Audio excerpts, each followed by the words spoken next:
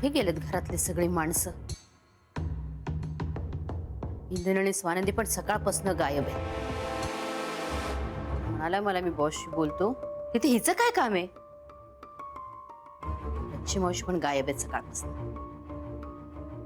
सगळे मिळून माझ्या विरुद्ध कट नाही ना करते.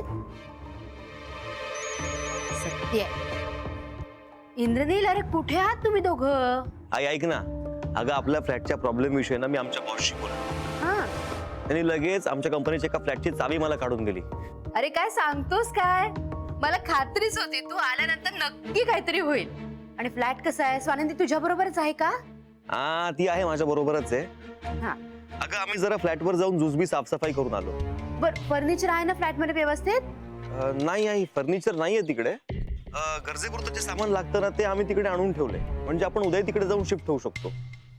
पण जर तुला फर्निचर हवं असेल तर मग अजून 3-4 दिवस आपल्याला वच्छी मावशीकडे थांबावं लागेल. मग मी तोपर्यंत ऍडजस्ट करतो काहीतरी. नाही नाही, नको नको. अरे फर्निचर काय आपण गेल्यानंतर सुद्धा करता येईल. आपण लगेचच उद्या शिफ्ट होऊ तिथे. आणि शेवटी आपलं घर ते आपलं रे. किती दिवस दुसऱ्यांच्या घरी राहायचं ना. हो आई. ओके, मी ठेवतो. हा, बाय. हो ठेव.